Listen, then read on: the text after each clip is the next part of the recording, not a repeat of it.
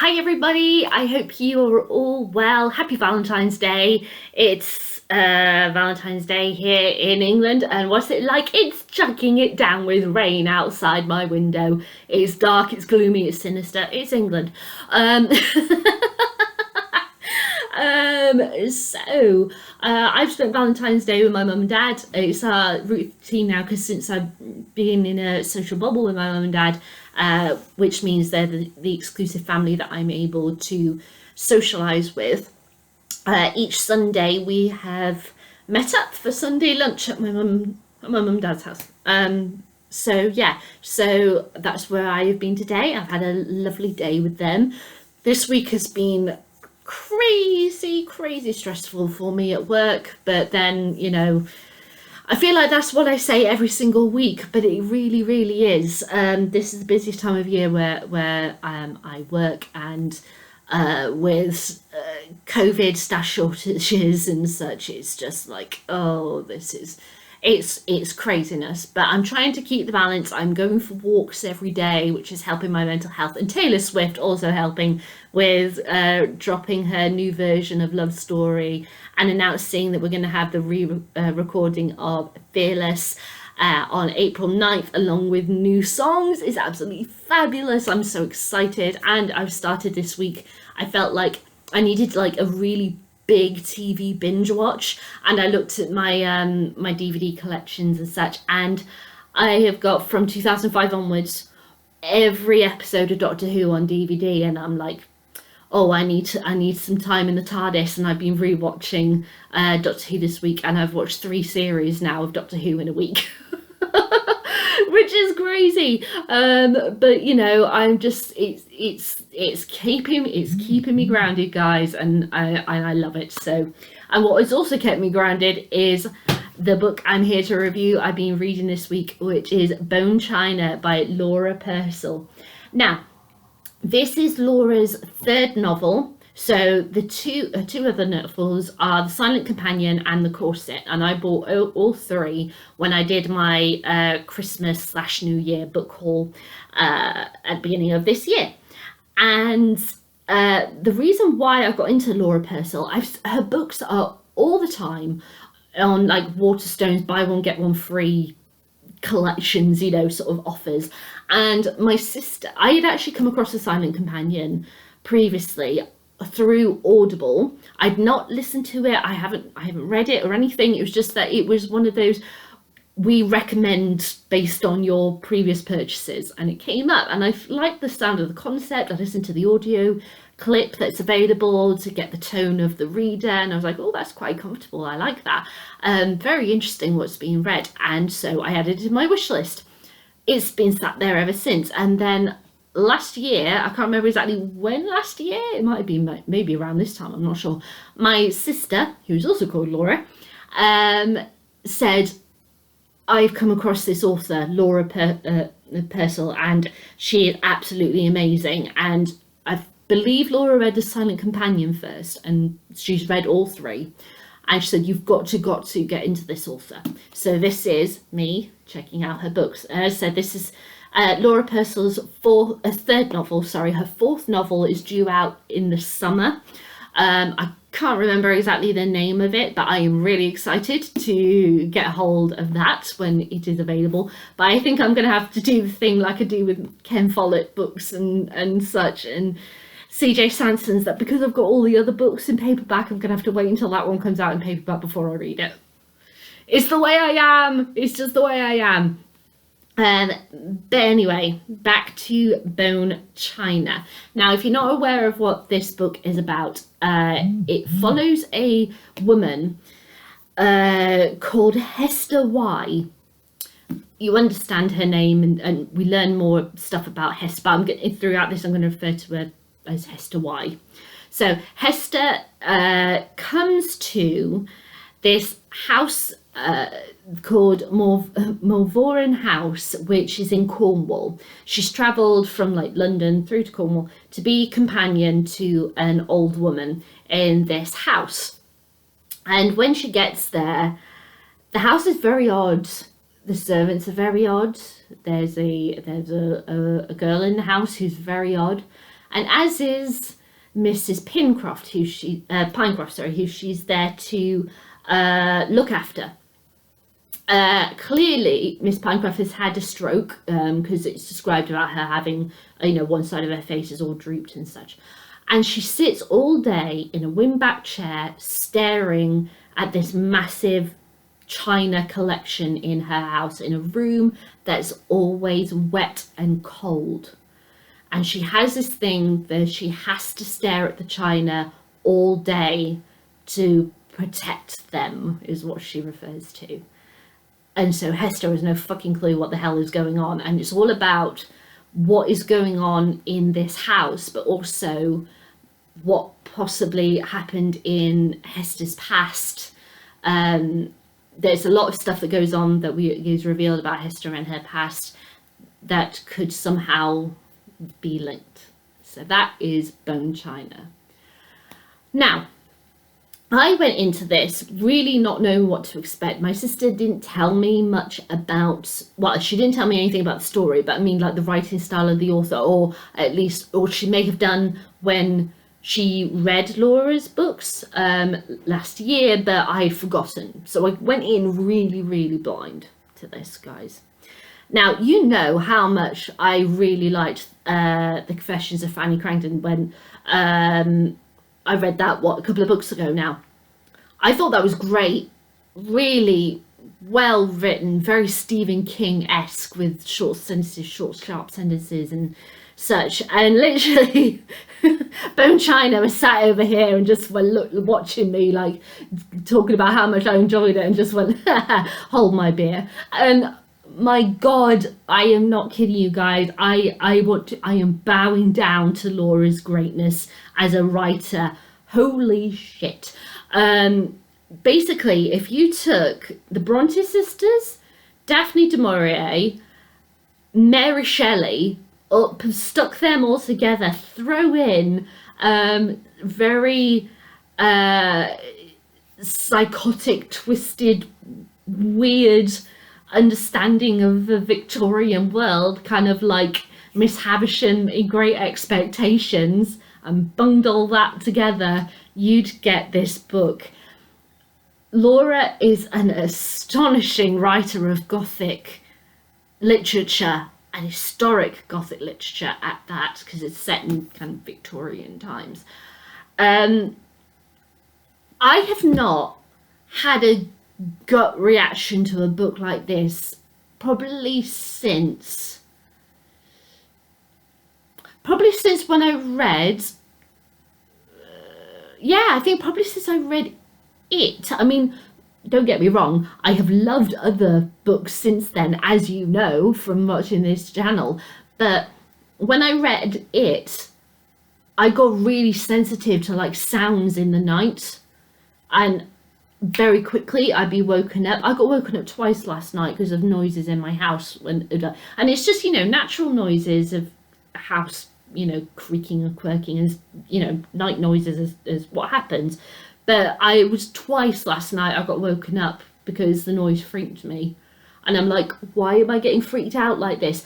And it also another author I forgot to mention, sorry, when I was saying about combining stuff, the Gothic kind of feel, The Miniaturist by Jessie Buckley. Totally, if you love that book, you'd love this. So if you like Frankenstein, Wuthering Heights, Jane Eyre, Tenant of Wildfell Hall, The Miniaturist, and things like Great Expectations and so. Also, the name's just falling completely out of my head. A book that I read last year, debut novelist. It was a Victorian novel that was about artists and oh God, her name's falling. It's falling completely out of my head. I'll put it in the description. But if you're a fan of that book as well, then I think you would really, really enjoy this novel.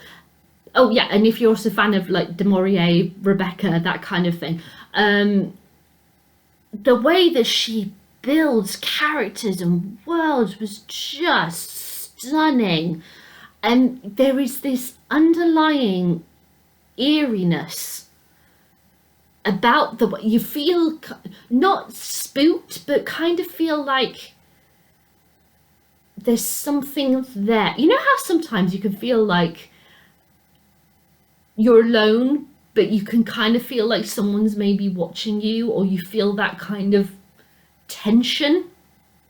It's like that. You feel it all the time throughout this book. And thus I became really sensitive to noises and such, and I wasn't afraid. It was just this eerie feeling that would just come over me. And given what happens in this book, I can understand why I was feeling that way. But my God, Laura knows how to pull the rug out from under your feet. Multiple times I was so shook by this book and the events that happen. And funnily, I sent a load of gifts to my sister when I finished it, like mind blown and I am shook, all that lot. And then she just said, this isn't actually her best novel. You've yet to encounter that. So I'm like, oh my God, I've got my next 4 books already picked out. I can't go straight to them. So FYI, in the next 5 that I will be announcing, Laura's other 2 books will be appearing on that list, just so that you know. So I felt very much like Laura's been really inspired by some classic literature. Like I said, Wuthering Heights, Tenet Wildfell Hall, Jane Eyre, Rebecca, Great Expectations, Frankenstein. You can feel it in her writing. And then she takes this story where you think you understand it from the back. You think you do. And then right near the end, she pulls a rug out from under you and goes, that's the truth there. And what happened, I never even thought would happen. And I love that. I love it when, and also has taken historic literature, taken something that we think that we know so well because we have read so much about it. We have, both in fiction and non-fiction, we have seen so many documentaries, we've know this, that and the other. We have science that has told us things, that has explained the Victorian viewpoints and explained the realities behind them. And then she has taken that way, that view that we have, and flipped it. And I was full on shook, guys. I was like, I can't believe what I have just read. I was just, it's insane. It is absolutely insane, but I love the richness. Everything, you feel everything is oozing with texture and temperature. It is oozing with such realistic characters. And it's like Laura totally understands the way in which Victorians viewed and discussed and believed in certain things. And then gone, well, of course, obviously in our modern world, we know XYZ. And then she pulls the rug out from under you. And I'm like, fucking hell, Laura, bravo. Bravo, I love you for doing that. She really is a masterful artist of what she writes. And I just want to read a section to you.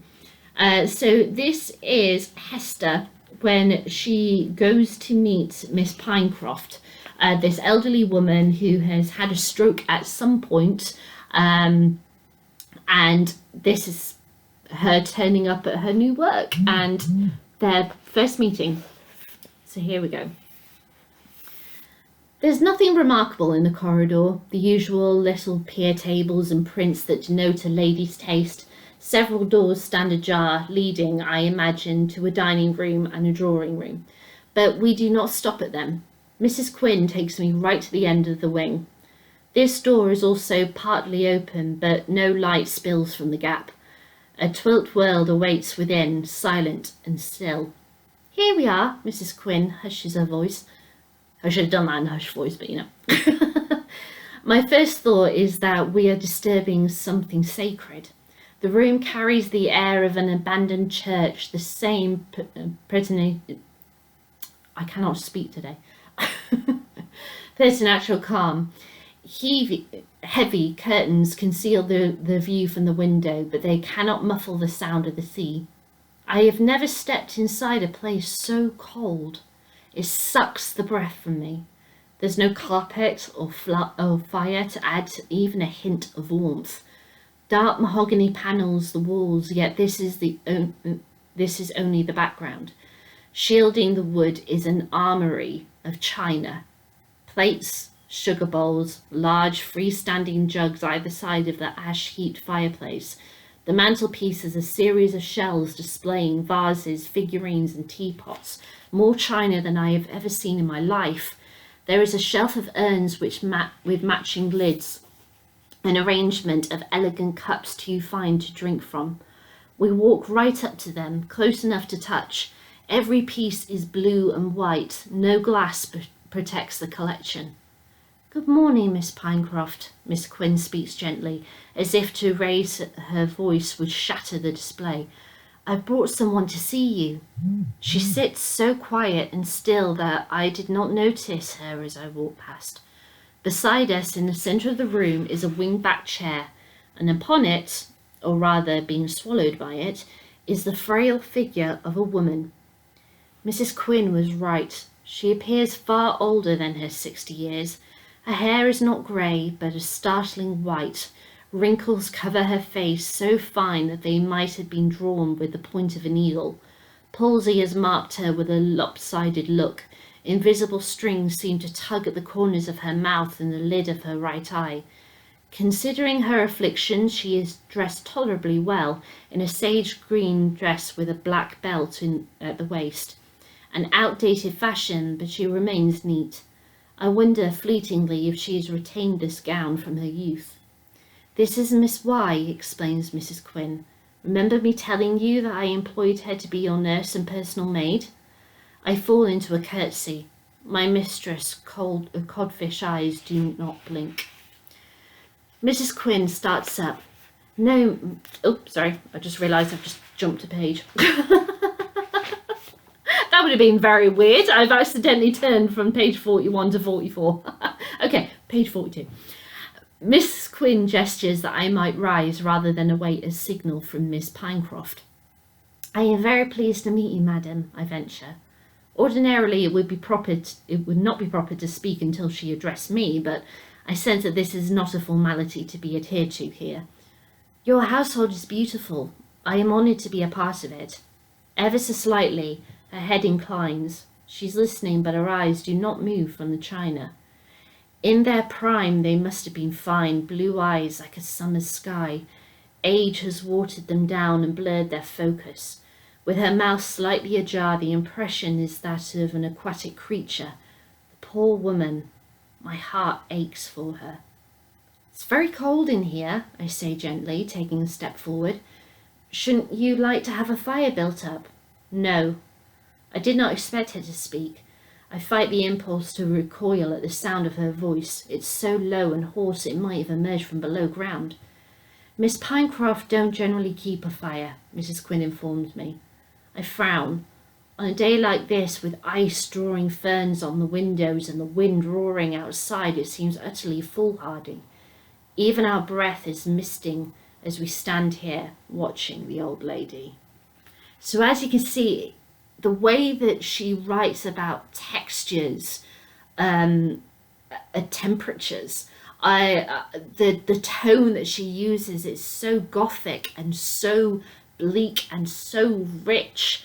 I felt that tension throughout, like I said, and it wasn't something that was scaring me, but it was making me feel uneasy. And that unease meant even the slightest noise in the middle of the night, it woke me up. I woke up twice last night, and I haven't been like that since I read It by Stephen King. So, well done, Laura. You kind of freaked me out a bit.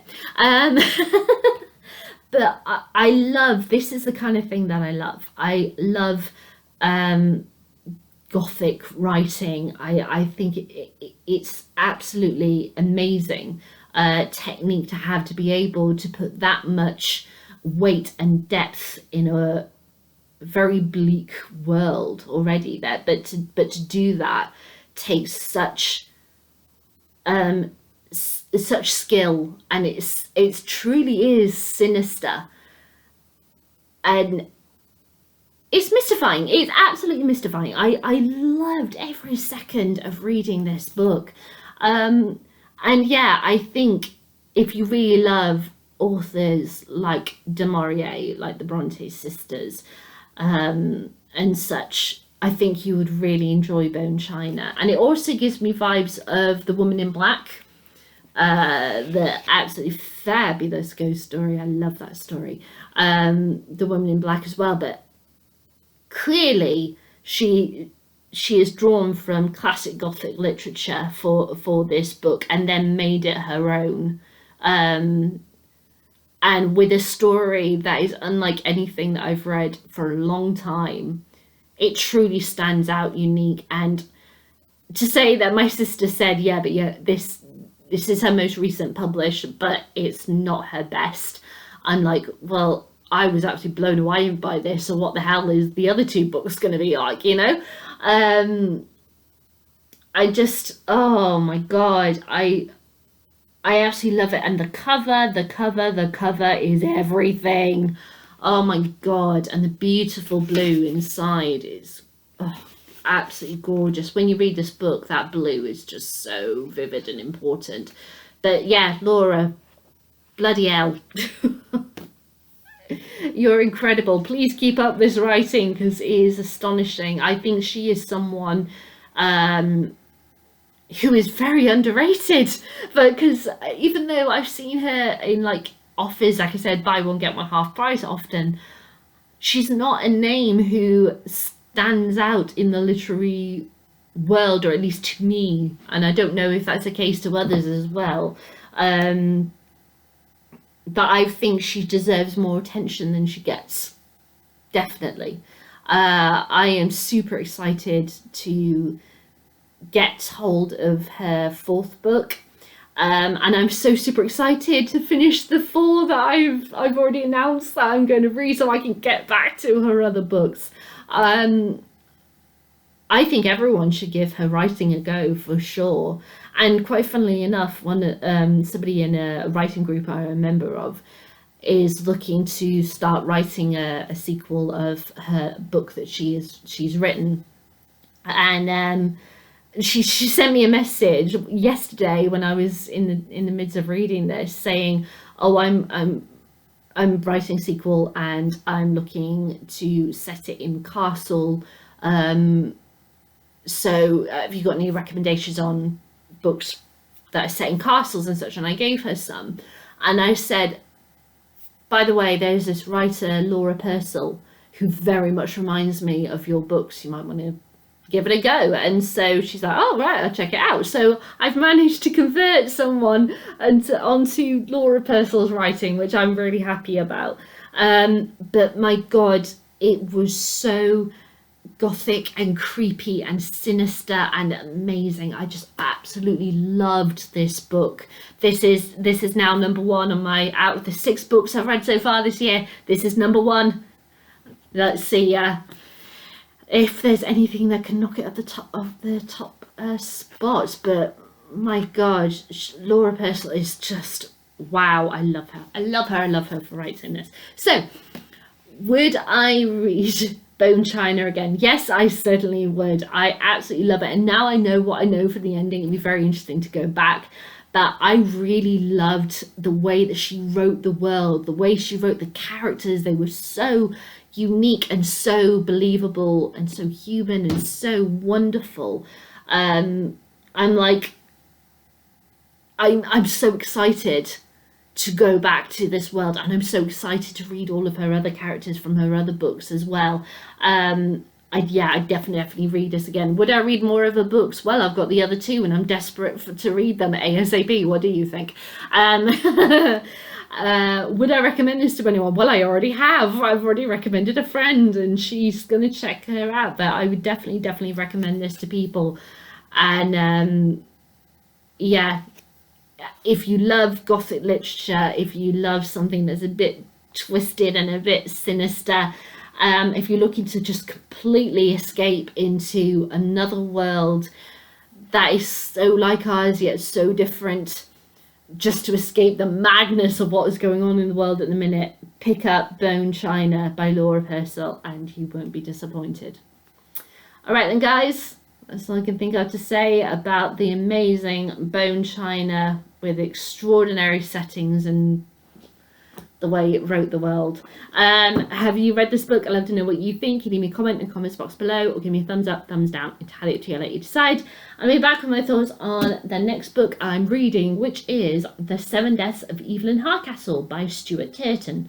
So this was Costa Book Awards winner in 2018 and The Confessions of Franny Langdon was the one for 2019. So that's 2 years worth of Costa Award books I'll have read so far this year once I finish this one. So yeah, so I'll be back with my thoughts on The 7 Deaths of Evelyn Hardcastle when I'm done. Right guys, bye.